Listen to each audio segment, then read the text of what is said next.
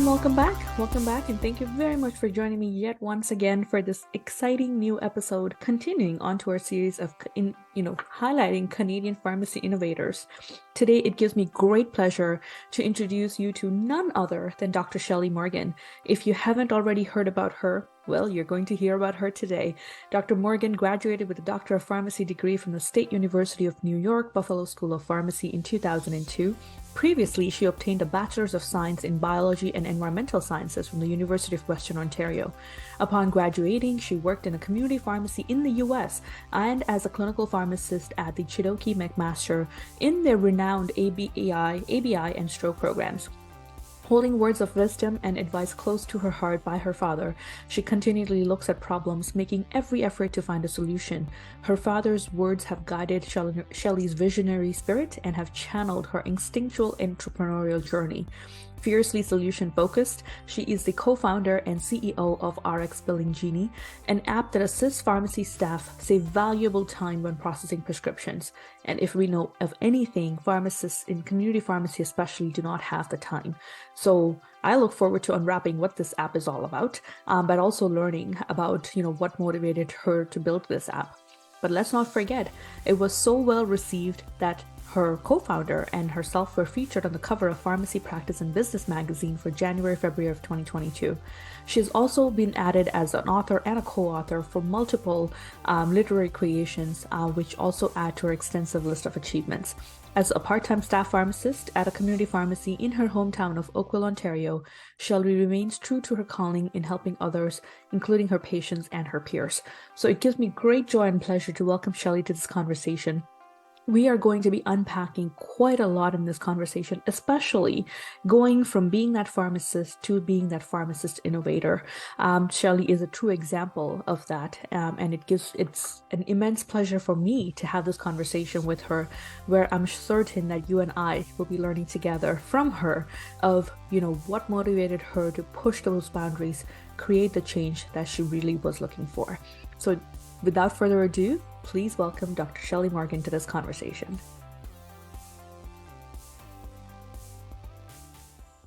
Okay, welcome back. And now we have Dr. Shelley Morgan joining us. Shelley, thank you so much for taking the time to be with us here today. I am super excited to, kind of unwrap a lot of themes in our conversation today. I think what you have achieved with RxBillingGenie, but just as even your journey as a pharmacist has been inspirational. And I can't wait to share this message with our audience through this conversation. Thank you so much for making this time, and it's a pleasure to have you here. Thank you, Aska. I really appreciate it. Looking forward to chatting with you today. Absolutely. Hey, listen, I think it's all about you. You're on the spotlight today. I want to know, let's start off with this question that I ask all my guests. This is, I think, again, it shows you that a pharmacist pathway, career pathway can go so many different ways. Tell me about your journey, from being a pharmacist in the community to being a creator and an innovator of this amazing product. How did that happen? Walk us through that. Well, it was a big gap, actually. So when I first graduated from pharmacy school, I started in the hospital at McMaster, in a rehab hospital. I was there for a couple of years. And then in between all that, I decided to have 3 children. And then I took like 10 years off of work. So that was a really long time. Lovely kids. But Yes. Yeah, that was quite a change. Absolutely. Becoming a stay-at-home mom. And then when I decided to go back, I had to go from my Part B back to my Part A. Right. Which was a little stressful because when I came back to pharmacy, there was my pocket therapeutics used to fit in my lab coat. And when I came back to order it to study it, I'm like, oh my God, it's massive. So they're, have those changes over 10 years is a lot in our field, right? Absolutely. So that I was lucky enough, I volunteered and then got my, took the test and got my Part A back. So then instead of working in the hospital at that time, I was working in the community. So I started back in 2015 working in the community, just part-time, which I'm doing now. But being a pharmacist who almost is like a new pharmacist because I've been out for so long, and I never worked in community pharmacy in Canada before. I only worked in community pharmacy in the States. So everything was kind of new. Yes. So especially the insurance and billing and stuff, that always drove me absolutely batty. So that Yep. was one of my pet peeves. But I can now, feel the I've pain. been in community for many years, and I love it. I love, I love the hospital for its clinical reasons, and I love the community for its interactions with the patients. You see them when they're just married, then you see them pregnant, then you see the baby, and then so it's a different environment, both great in their own respects. Absolutely, absolutely. And I think it's incredible that you were able to manage and overcome so many different phases of life. It's like, let's just talk about personal and professional. Like having three children, absolutely. Like taking that 10 years to raise a family and then like, entering into a profession which has evolved in those 10 years. Going Unbelievably, from yeah. hospital pharmacy into community pharmacy, going from the US community pharmacy to Canadian pharmacy, like how do you do this? I have no idea. Wow, that sounds like a lot. Jeepers, when you put it like that. It definitely like I'm just like, whoa, I have a newfound even more respect that I had before. Like, I think it takes a lot of courage, right? To be able to navigate so many changes all in a very short period of time. Absolutely. It takes a lot of courage. And kind of, I guess, now it doesn't make me surprised as to why you were able to innovate and kind of why you're so passionate about solving problems is because you I think it's an inherent quality of yours where you're just able to Yeah, take yeah, on it's true. challenges, My dad will walk through always say, them. always try and solve a problem. If you see a problem, Absolutely. try and solve it. So yes, definitely. Absolutely. So, when did RxBillingGenie came into existence? When was the idea created and how did you go about, kind of creating that? Because, when I look at it, it's like, wow, this requires a lot of prep work, like expertise, even like, how did you do this? Tell me, because I'm just like, as a pharmacist, my mind's blown.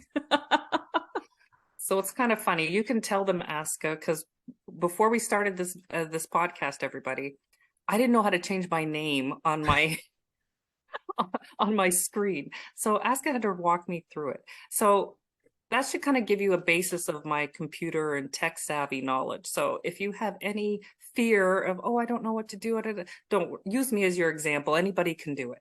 Mm-hmm. So initially, the how it all came about was, it was funny enough. I have my middle son is a real tech genius. He's like, compared to me, right? But he's Uh-huh. built computers for him, and I think he's built like 10 computers for all his friends and stuff, Wow. parents. And so I was just on Facebook and I saw this ad that says, oh, how to build an app without knowing how to code. And it was like an hour-long seminar. It's like, well, that's interesting. Maybe I'll just sit in and maybe tell my son about it. So I'm Mm-hmm. sitting through this seminar, and she's like, it's app without coding boot camp. And she says, is there something what do you do for a living? Is there something Mm. at work that drives you crazy? And I'm like, yes, yes, yes. Billing drives me bonkers. Right? Yes. Because I was never really good at it. Because like I said, I did all my stuff in the US in community pharmacy. So even less so over here. And then Exactly. I work part-time. So it's hard to kind of get a rhythm when you're only there a couple of Yes. days a week. So it's hard to get a rhythm.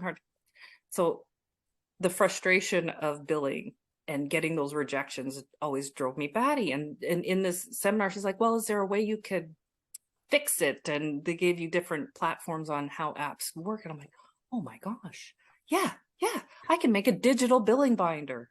So as we know, like every pharmacy has their cheat sheets Yes. and billing binders and post-its. If this interaction comes in, rejection comes up, put this in. But there are thousands of them. So I Yes. said, there's got to be a better way. So that's kind of how it came about. It was in 2019 I saw it for my son, and then so that was November, and then I said to my pharmacy assistant, who at that time at our workflow, this pharmacy assistants were doing the billing, and then Mm-hmm. I do the check, but now we flipped that. Now I'm doing the billing. Wow. So I said, you know what? I'm terrible at billing. You want to work on this with me? Oh. So Nicola, my partner, said, okay, great. And she used to be a paralegal, so she's really into all those little details and Details. stuff that kind of drive me a little bonkers after, right? So, it was a great team because, and then when I thought of this idea, actually, before I said that to her, I said, so how much time do you spend on the phone calling for intervention codes a month? And she's Right. like, maybe 10, 15 hours a month. I said, a month? You're on Wow. the phone like this and trying to, and I was like, that's unpaid work. Mm-hmm. It adds frustration to the workers, Yes. ourselves. Yes. Better believe they'll stare at you over the glass. What's taking so long? What's taking so long? And, it just, as you're on the phone, you just see the baskets piling up because, we can only do so much, right? Yes. So I said, well, this is a problem. I think I have a good solution. And like you said, because we have all, we have Green Shield, ESI, Assure, ODB, we have them all once you open up the app. Mm-hmm. It's like, it's a lot of information. But once you distill all that information, it'll make your life easier. Yes. So that's kind of how it happened and now I was in another meeting. They're like, when's the last time you've called in for insurance company? I'm like, I haven't had to call an insurance company in months. Right. I'm like, oh, there you go. There's none of this hanging on the phone all day with, your crick in your neck. So it's just made my life so much easier, even at work. I can imagine. And you know what? Like, I think you hit a very big pain point in a lot of community pharmacists and pharmacy staff, for that matter, like, in their day-to-day life. And, if today's times are any reflection, like, we are busier than we have ever been before. And I think any minute you can shave off, like, that can be used to do something else, which leads to productivity in any way, shape, or form. I'm pretty sure staying on hold for, like, somebody to come up on the other line is not productive in any way, shape, or form, right? And it's taking away your staff from the work that they could be helping you with as a pharmacist or pharmacy tech, or, as I can already see a lot of use cases of how a simple app like that you have built. I'm sure it's not simple, but it's something like, that the innovation that you have built, it can save so many minutes and so many hours in a month. I can already imagine this. And let's also not, let's be very clear, like, billing is also becoming very complicated. We are receiving new products. Billing's changing in terms of how, especially like biologics and all those high drug cost values, like, I'm sure those are a whole different beast to deal with.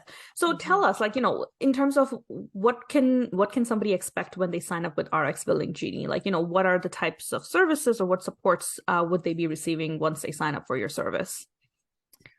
Well, like I said, we've basically distilled all the pharmacy manuals from all the insurance companies. So you'll have them at your fingertips. And then we also have like kind of things that would help me, that made my life a little bit easier.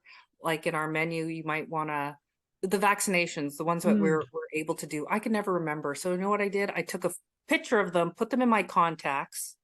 And then if somebody said, can you do that? I'd look in my phone and look my contact. Oh yeah, that's on our list. Or billing glucometers. So, here's how you build these glucometers.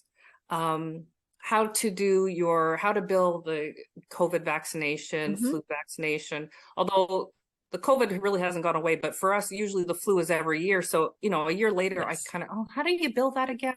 I kind of need a refresher. So it's nice to just have those things at your fingertips. Got it. Just some highlight issues, but yeah. Like I said, it has all the insurance companies and across Canada. Wow. And we're working in various provinces as well. So it's kind of exciting. And like I said, it just saves everybody just time and frustration.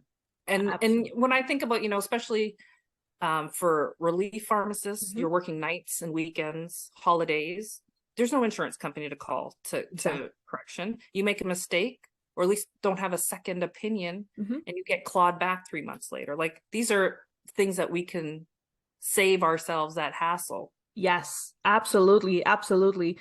And I think what you have created, it seems like it all incorporates both private payers, but also public payers in there as well. And this is across Canada. So I can only, I feel like this would be a huge blessing for anyone, regardless of where they practice. And I can only see myself doing this, right? Like, as a relief pharmacist, if I'm going to practice in a store where I have no clue what they're what the billing practices are like or anything like that, this would be perfect, like in terms of a handy book. But even for a new practitioner or a seasoned practitioner, with all the new changes that are coming up, I can already see so many different cases of how this can be such a useful time saver for a lot of us. How has what has been some of your highlights since you've created this? Because this is a fairly new creation. So, what any highlights or achievements you wish to Highlights? highlight? My partner R were on the cover of the Canadian, just I think a month or two before your cover. It was big shoes to fill. Let me just say that. Pardon? It was big shoes to fill. Let me just say that. It was not easy. I was like, oh gosh, I don't know if I have done enough to be even on there. So that was one of those exciting things. Also, to be partnered with the Canadian Pharmacy Association, be listed on their website as a service that they support. So that was really exciting. So those are like one of the two big ones. Also, after a year after coming up with this idea, a year later we were on the Google Play and store and that's amazing. The iTunes store. Yes, I had to remember. So I have a Samsung, so I'm not that hip. So hey, listen, I think what you have accomplished is nothing short of it was an ambitious task that you started off with, but I think the fact that you were able to bring that creation to life, and the fact that it's now available so that people can use it, I think in itself is a huge accomplishment, and you should definitely pat yourself in the back, because as a pharmacist, I know how difficult it is to envision something, but then to actually follow through with it, it's a lot more difficult, right? And I think in a way, I think you're an inspiration, because you are actually, allowing pharmacists the time to think bigger than what they're already thinking right now by saving them time in the form of RxBillingGenie. I really do feel like, any minute that you save to do something else, like, if you can fuel it towards the goal and the ideas that you have, you just never know where those ideas take you. Like, for example, like you signed up for a course, an hour seminar, and look at where you are today.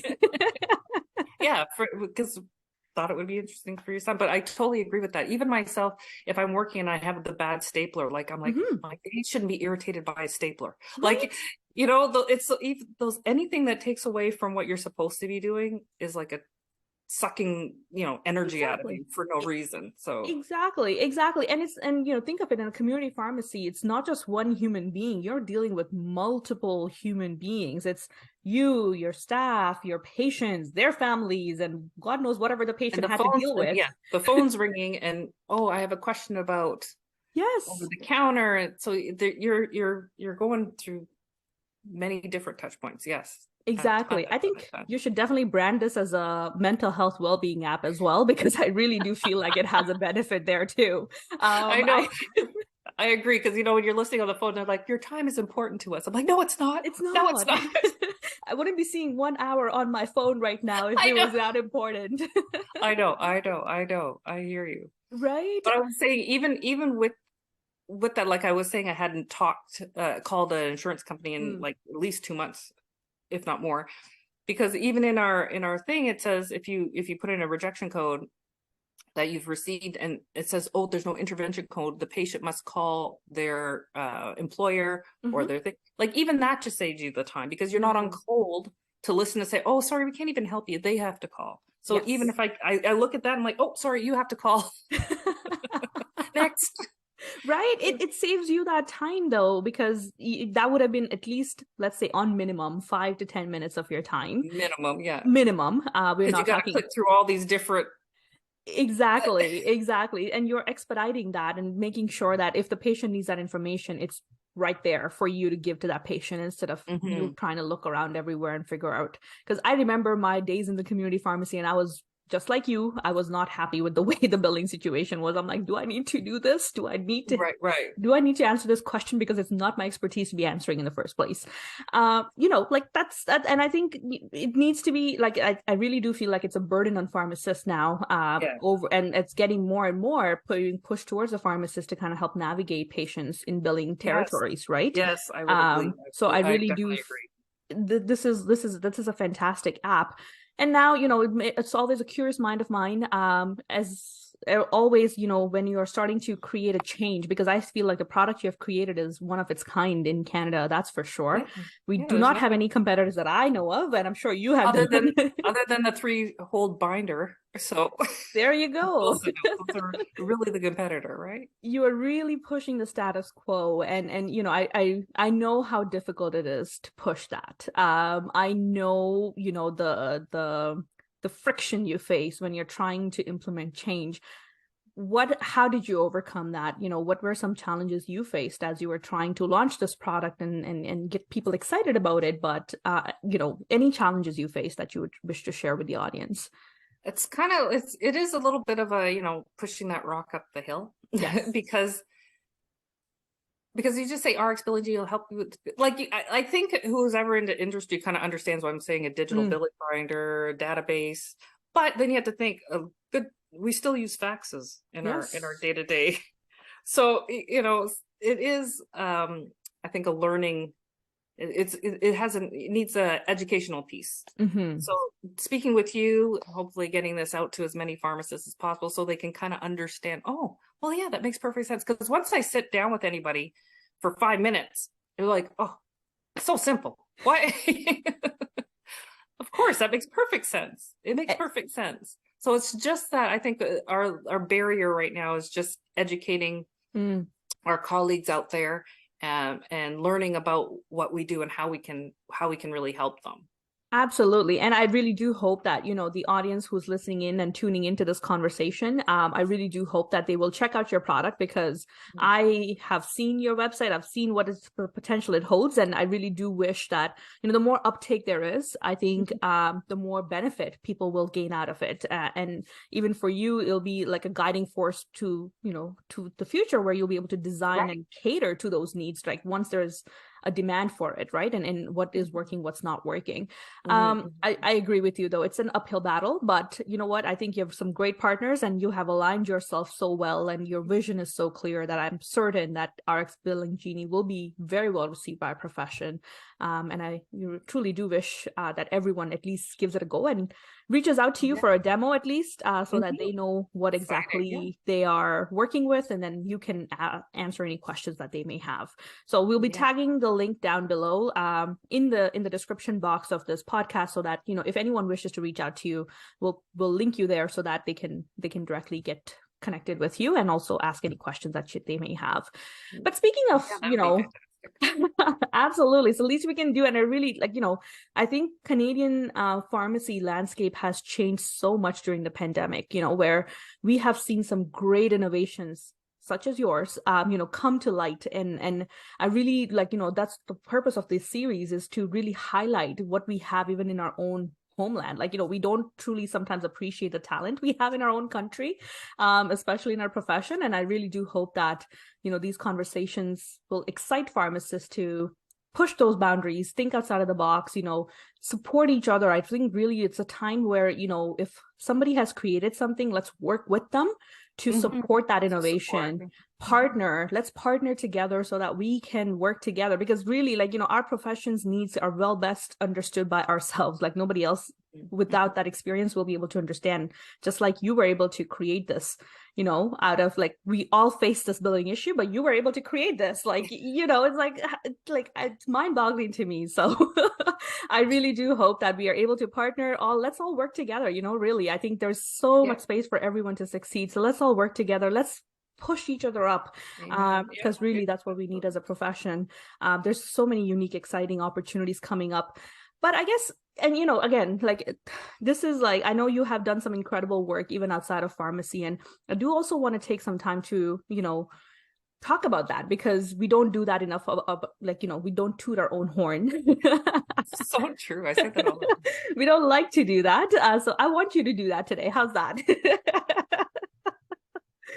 You truly are an inspiration. I'm enjoying this conversation, and what you have done, I know it's no small feat, but you still chose to do it, and that in itself makes you an inspiration to so many of us. How do you find that motivation? First of all, I think that's always been a question that I have always been intrigued about, is as a pharmacist, what motivates you to kind of not be happy with your surroundings, but find that drive to create something out of it. Because I feel that's where the bottleneck effect is for our profession, is we all have solutions, but we never see them or bring them to life. Step over. But you did. Well, I'd have to say I'm that's just kind of my personality. I've been inventing things and creating things since I was a little kid, all my life. So I've done that. So that's partly why. And I, there's things that I thought of and created, and they're on the market years later. I'm like, geez, why didn't I just do that? Why didn't I just do that? So so true. So that's part of it, that I said, you know what, now when these ideas come, if I have the idea, eventually somebody else is going to have the idea. Yes. So why not me take the bull by the horns? Right. And part of that is you kind of have to know yourself. I'm like more like the big, I have the ideas and things. And like I had mentioned, my partner, she's more about the little things. So sometimes, you want to do it by yourself, but sometimes maybe it's best to get a partner. Yes. Somebody who can complement you. Absolutely. So I definitely think about surrounding yourself with the right people, and maybe a partner or business partner that can kind of complement their strengths with your strengths. And then you can come up, because all I know is if I didn't bring her on, I would probably still be trying to collect the data for all the insurance. Like that's just not one of my things. And there's something for everybody, but that was not one of my things. So I think that awareness definitely that you had helped you, right? Find that right partner. Right. And I said, you know what? It makes sense to bring somebody else who's going to help move this together forward. Yes. Versus, I have this great idea, but I'm just going to sit here with it by myself and not do anything with it. So yeah. So to help me move forward would definitely be knowing yourself, knowing your strengths, knowing your weaknesses, and then figuring out ways to fill those. Absolutely. And I guess, that always makes me, there's always a role in terms of, how do you see the role of technology, like, because what you have created is technology right here, like a brand new way of interacting with community pharmacists and pharmacy staff for that matter. How do you see that role being optimized into where do you see the future of RxBillingGenie? I guess that's my question for more clarity. How do you wish to take this forward, and what is it that you wish to accomplish with RxBillingGenie in the let's say 5 to 10 years from now? That'll be fully integrated into our pharmacy software. That's probably the biggest one. And that way, it really only takes like 3 clicks. Yes. But, one less click would be great. So, yes. But that kind of integration and just working on our whole workflow from intake to processing and handing it to our patient in the most efficient way possible, while we're reducing errors and mistakes and things like that. Like, like I said, if you're not on the phone and you're doing this and back and forth, that's when, mistakes can happen or something can fall through. You can focus on what you're doing. Exactly. And I like that vision of yours, because it will be basically like, even less than now 3 clicks, because if it's integrated into the pharmacy workforce, it would basically automatically be working behind the scenes, right? Like doing the work that it needs to do without you even having to prompt it or whatever else that needs to be done. So, I really do wish you all the best. And I hope that vision comes to life, because God, we know how important this is and how time saving this is. But I know this was a purely an initiative of yours that you kind of undertook by yourself. How else would you have felt better supported from a profession standpoint? Especially when you're trying to bring a new product to life and trying to innovate and kind of pushing that status quo.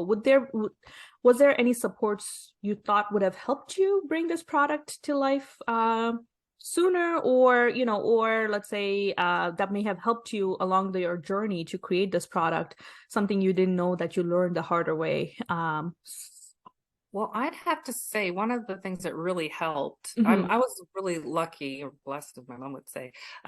In my building, I have RMP. Wow. Right. And I was dealing with her office for, just questions of medical stuff in the pharmacy. And I said, so what do you guys even do up there? Like, I don't even know. I vote, but I don't know what you do. And they're like, oh, we help with immigration or business. I said, oh, business. This is just when I had the idea, and like 2019. Uh-huh. And I said, really? And then I met with her and we talked and I told her like what I was doing, and Nicola and I met with her and she's like, oh, you need to go to Haltech. So Wow. there's these regional innovation centers. There's 18 in Ontario, and they help you if you have a tech idea. From even if you just have the idea, we actually had a working what they call an MVP, a minimum viable product. So we actually had a working product, but you went there and they had help with everything. So kind of even with, down to the business plan, finding your target audience, all. So it was very helpful. And I would never, and the only reason I found out about that was a fluke because they're in my building. Wow. Right. So I always tell people about that, like, check out these regional innovation center because they're there for us. We already pay taxes. They're free of charge, and you get access to mentors that you would have to pay thousands of dollars a month for. Wow. That's covered. So that really helped us avoid a lot of pitfalls. And thank you so much for sharing that, because I think now you have just, shared that with the audience, and I'm hoping that they will tap into those resources and definitely, and hopefully also benefit the same way where you were able to see your product to life. But I agree, like, it's meeting the right people at the right time, networking and talking. And you have to be able to, and I think that's one of pharmacists' strong suits. So we are able to talk to people. Absolutely, we can make any stranger a family. To be honest, exactly. I really, and I think that's why I love the community part so much. Like, you really become absolutely part of their family. So definitely networking, and that's one of our strengths, is our ability to feel comfortable to talk to complete strangers about the most intimate things in the world. So therefore, if you can talk to them about that, you can talk to them about your business idea. Absolutely. That's nothing compared to. Exactly. And you know what, you hit a strong point home, because oftentimes, when I speak with potential innovators who are like, who are trying to get my opinion on what do they think about this, and they're always so hush about it, and not trying to be like, don't say this to anyone, da, da, da, da. I understand, like, there's some intellectual property, absolutely understandable, but at the same time, you just like you mentioned, network and find those right people who you can trust and go to, so that that they'll give you the right feedback, but they'll also support you in your vision, and not necessarily, you don't have to be worried about, oh my God, like, is my idea now going to be stolen? And you know what, unfortunately, that's life. It sometimes those things happen, but at the same time, like, if it's something you're so passionate about, no matter what happens, you will bring it to life in some way, shape, or form. That's what I believe in. It's like, you know what, if the idea got stolen, no worries, the brain's mine. I can cook up more. I have a friend that's she's very successful and she's done all these amazing things, and she was talking to a mentor, and she's like, okay, just between you and me, and the mentor is like, listen, you could give everybody the playbook to what you did and they still couldn't do it.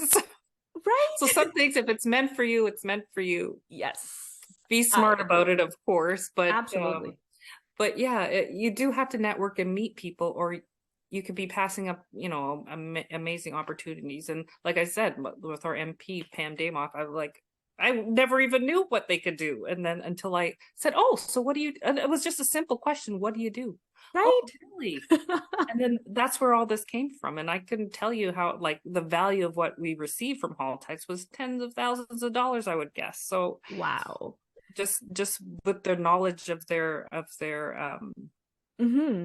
there that are volunteers that are there to help you. So absolutely. And I truly do believe, like, yes, it's not something that's very focused to our profession, but at the same time, I think when you're innovating, you can't always have a narrow vision either. You need to have a pretty wide open vision, otherwise your product is going to be in a very niche, and the market is going to be super small sized as well.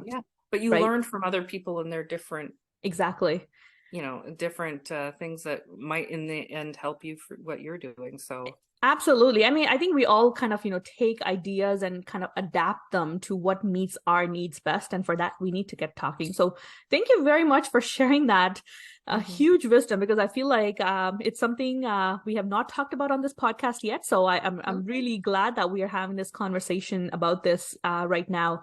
And I think that is, I think, another thing that we can do better as a profession is creating and nurturing these innovators, especially once you're out of school, right? Because I have been out of school for now about 10 years. And I remember like our entrepreneurship curriculum was pretty negligible, but it was still considered ahead of its time at that point in time. We had like a business pitch competition, like, it was one of the first, I think we were one of the first years to be able to have that. But it was a new experience, right? And now, like, now that I'm out of school, it's like I always wonder, like, how can we like promote innovation within our profession and give that safe space, right? Where pharmacists, if they're willing to, come in and pitch your innovation and see what is the feedback you can receive. Like, I remember the business pitch we had, like we could receive such incredible feedback of things we did not even think about. But I feel like that's kind of missing once you pass schooling. It's like there's really no such program available. But I think where that gap is being fulfilled by those innovation centers that you mentioned. So I think those are some great resources, and we'll try to link them down below for if anyone wishes to check those out as well. Oh, definitely. Yes, and no, thank you for sharing that. Speaking of that, though, I know you had recently also had a conversation at a business and education partnership, and you were a guest speaker. I would love to, kind of talk a little bit more about that as well, because I feel like, you're really alleviating a lot of barriers, but also, I think inspiring a lot of newer minds to, take up pharmacy or be consider pharmacy. And I think that is needed right now in our profession. We need to have a more inclusive and diverse profession, and I think you doing that definitely kind of works towards that vision. So I would love to hear more about that. Well, it's kind of funny. It started off when I was a kid, actually, myself. Wow. It was funny. My dad always dreamed of me becoming a pharmacist from I was like little, tiny. He just thought it was he thought he was a miner. Okay. I grew up in Sudbury, way up north, about 5 hours north of here. And he just thought it was brilliant that John, the pharmacist, I still remember his name, had 2 pharmacies and didn't have to work in one. And still, like, my dad, it was just mind-boggling to me. He's like, that's amazing. And he's like, don't be a doctor because your life is never your own. You'll be on the paper. I was like, yeah, you're right, Dad. So, and to tell you the truth, when I was growing up, all I wanted to do was wear the executive look, wear a white lab coat, and carry a briefcase. That's all I wanted to do. And I was such a little chemistry, biology nerd, even little. My favorite gift as a child was a microscope that my mom got. Wow. This was me. I'm a very interested kid, right? But so I'd always wanted to be a pharmacist. And like I said, growing up in Sudbury, there's not a lot of representation. Yes. Like me. Yes. But believe it or not, my mom found the only Black female pharmacist in Sudbury and took me to meet her. She worked at a Shoppers Drug Mart in New Sudbury Mall. And so I went and met her and we talked, and she was encouraging and things like that, right? That's amazing. So, which is funny, years later, I was at, I think it was the OPA conference in Niagara Falls, and I go in, I'm going in by myself, and I see this older Black lady. I sit down beside her and start talking, and we start, you're from Sudbury? I'm from Sudbury. Did you work at New Sudbury Mall Shoppers Drug Mart? Yes. Do you remember a little kid coming in to see? That was you? I said, oh my God. So, how many 20 years later or whatever, I run into this lady that helped start me on my journey, and now I've completed a doctorate in pharmacy, and I'm, it's kind of full circle. So in my cheeks are like in my heart, like that meant so much to me as a child, as an adult, and then seeing her later, it's like, guess what? I did it. I'm like, I was so excited, and I'm a grown woman with kids, but it was just something from your childhood, right? Yes. So in my mind, I always said, boy, I wish I could be out there so that kids that look like they can see some similarities in me. I'm a first generation. My parents were immigrants from Jamaica. I'm Black. All those kind of things. So I want other people to see me. Oh, I'm like that in that way. Yes. Or I'm like, they can find similarities in me as well, and realize, because my parents were not educated, highly educated. Elementary school was as high as they ever got. So education was like kind of beat in my head. I think a lot of first generation immigrants probably get that, that hammer. Right? You gotta learn to get a degree. That's a minimum. Exactly. So that's what they taught me. And then I would just like to be out there for other people to see. So the BEP in Waterloo have these different speaking engagements that they were looking to, I guess, increase their diversity in STEM. And I'm like, well, that I would fit the bill. So I've done a couple of talks to students, older high school students. The last one I did was grade 7 and 8, and that was put together by Junior Achievement. And I was laughing because when I was a kid, I did Junior Achievement, which is an entrepreneurial program all the way up in Sudbury. I'm like, oh my gosh, I didn't even know they're still around, but it's across the world. Wow. And it helps you as when we were kids, my product was keychains, and they help you set up a business and make keychains and sell keychains.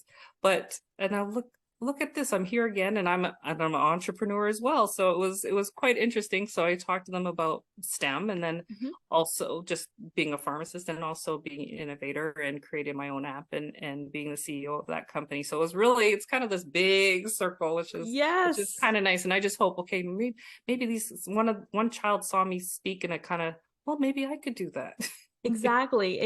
And it's amazing. Thank you very much for sharing that, because I feel like it's a conversation we need to have, so that we can create a profession that's inclusive, that's diverse, where everyone feels represented, heard, but at the same time also, like, whatever the challenges may be, we are working together as a team to alleviate those challenges. And I think what you are doing through these conversations and these talks that you're giving is incredible, because I know OP, Ontario Pharmacists Association, had a diversity, I think they still do, they have a diversity task force, which one of the goals was to, how do we create that, that ignite that inspiration in those younger adults or younger teens, so that they can pursue pharmacy, and that we see pharmacy classes that are representative of the diversity that exists in Canada, so that it's not predominant groups that are only continuously applying for these school programs.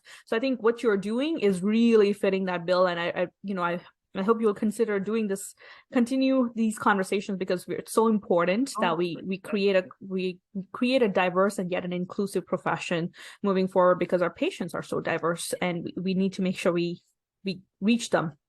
And it's true, because there's a lot of, when they see me and they can relate to me and they feel more comfortable, it makes a difference. It really does make a difference, and it improves their healthcare outcomes if they feel comfortable to talk to their absolutely.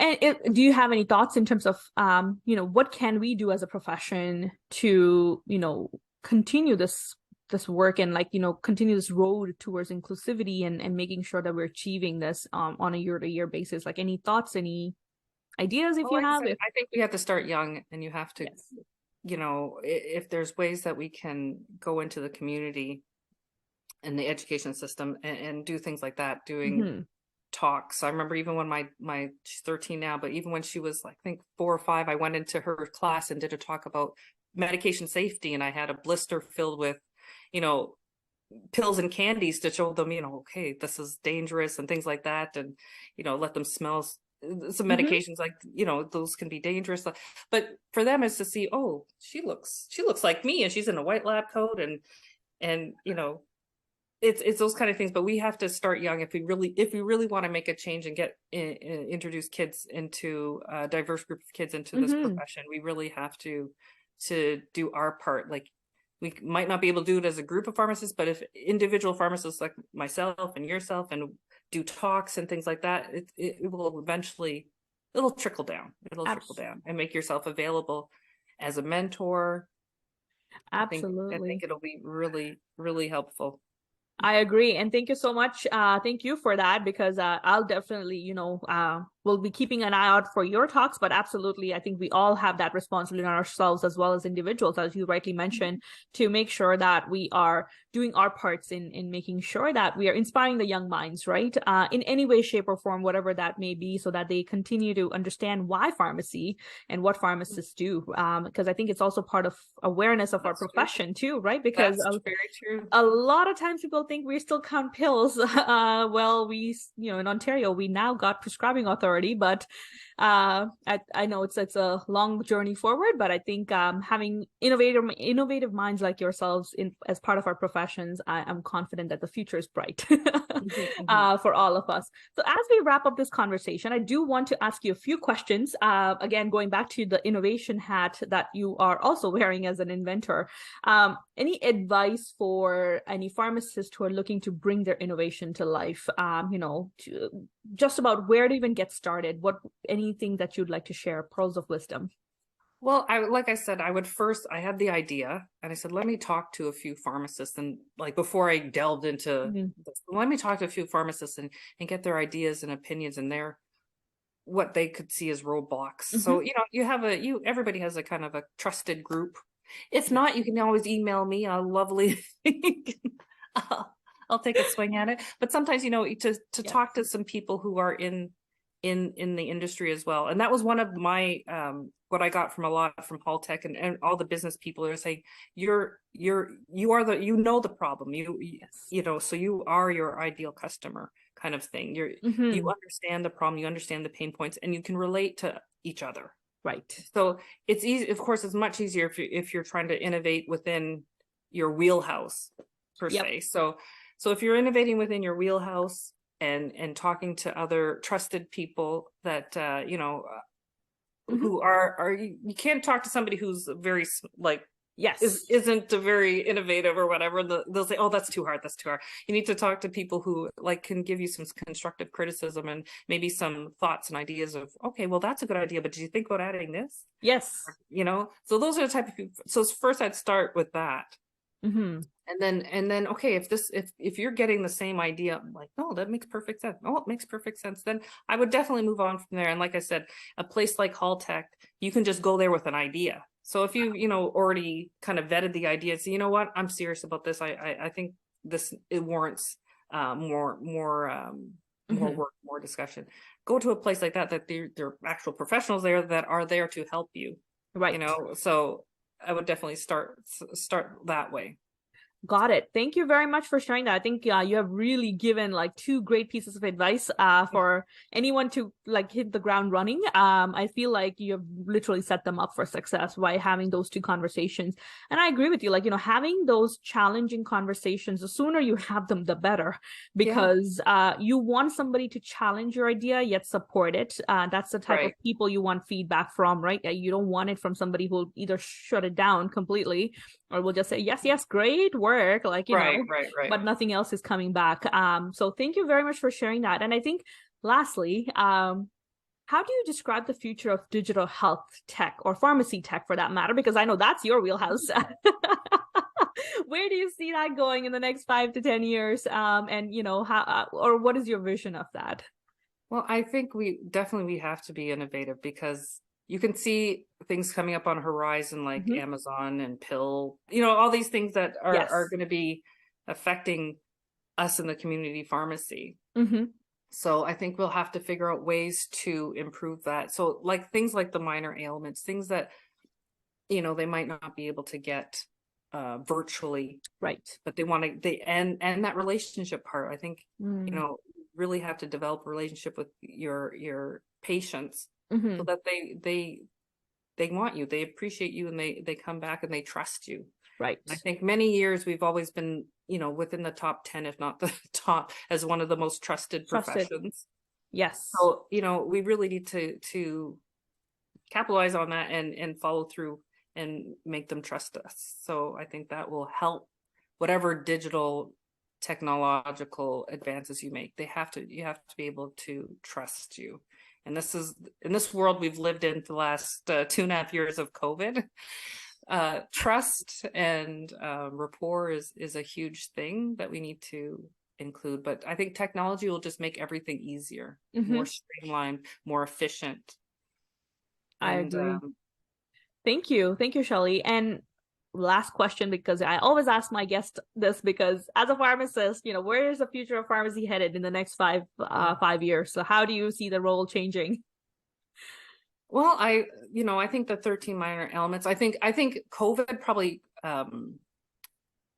fast forwarded a lot of things. Yes. Which, COVID, of course, has bad thing, good thing, but one of them, it really fast forwarded us to realize, Mhm. oh, we do a lot. And we had already been doing a lot, but I think COVID allowed the rest of the community to see how much we actually do. Yes. I think that was probably, so it fast forwarded us in the minds of people, I think, because everybody was closed. Your family doctor was closed. Everybody was closed except for us.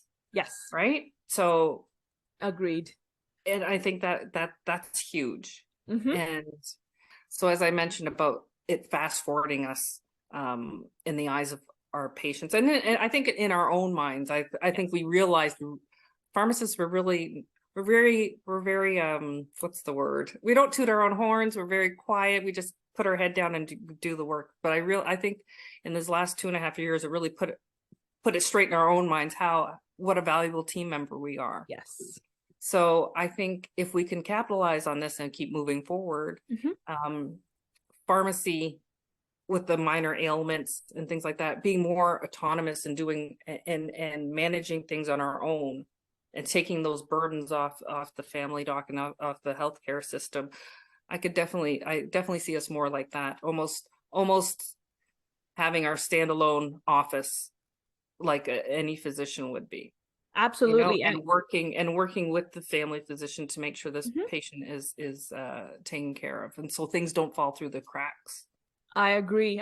Well, thank you so much, Shelley. But before we end this conversation, I do want to wrap this up because you brought some great points to the front in this conversation today. And obviously, as you were talking about the future of pharmacy, I could not help but make this connection because you mentioned about pharmacists becoming these standalone clinics or offering these standalone clinics. And I feel like, that is the future where we're headed in terms of clinical services. But I also, cannot help but think of, pharmacists have always been projected as this most accessible healthcare provider. And, how do we continue to cater to that? I can only think of tapping into the potential of technology solutions like what you have created to, kind of save that time so that you can give that time to your patients. And with that said, I do want to, if you could also just quickly share with us, how can somebody request a demo from you? And, if there's any information about RxBillingGenie, any promotions that are going on that you wish to share with the audience, would love to kind of share that message through this platform. I'd be happy if you could share some words on that. Sure. So of course you can see our website at www.rxbillinggenie.com, and on all our platforms, IG, Instagram, Facebook, it's all at RxBillingGenie, RxBillingGenie, sorry.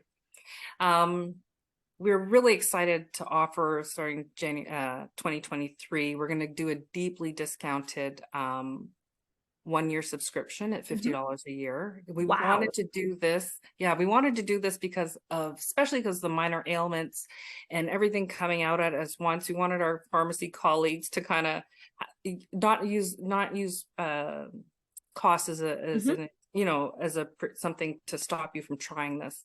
So we wanted to offer this as to get it in as many hands as possible, so that it would be great, in the end we can build a community within this and we can help each other, because there is a spot where you can leave comments and things that maybe worked for you or helped you. So we really want to get, there's over 45,000 pharmacists across Canada. Yes. Something crazy like that. So there's a lot of us, and we can help make each other's lives a lot easier if we work together. Absolutely. Also, we're looking to expanding into the maritime provinces and things like that. So we're also looking for people who might want to help with beta testing, in helping the app grow that way as well. So definitely would love to hear from your viewers, my fellow brothers and sisters in pharmacy. So yes, absolutely. I mean, I think the deal you have is incredible. It's $50 for the entire year. That's a no-brainer. Like coffee. Exactly. That's even cheaper than coffee these days. Yeah. So it's like, what is your frustration what is your, your peace of mind worth to you as far as I'm concerned? Absolutely, absolutely. I mean, I will definitely, we'll be linking your website below for sure. We'll also be linking your LinkedIn so that if anyone wishes to reach out to you Oh, directly, yes, definitely. would love to make sure that that connection is made so that they can ask you questions related to your product. But truly, I feel like what you have offered is nothing short of like, it's pennies when you convert it to per day Oh, cost.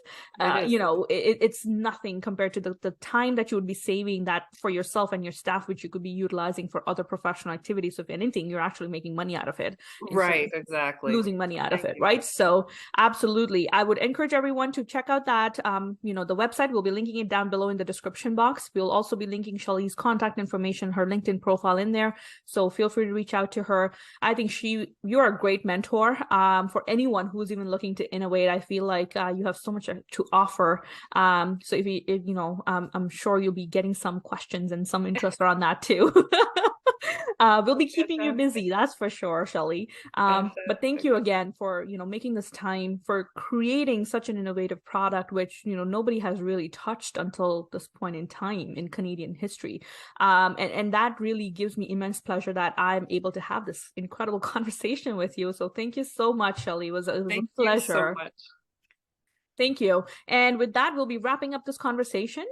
Feel free to check out the links that will be posted below. And we will also be making sure that, any other information around RxBillingGenie is posted down below as well. So feel free to check out and reach out to Shelley for any questions you have about the product that she has created. And with that, stay tuned until our next episode. With that, bye-bye. Bye-bye.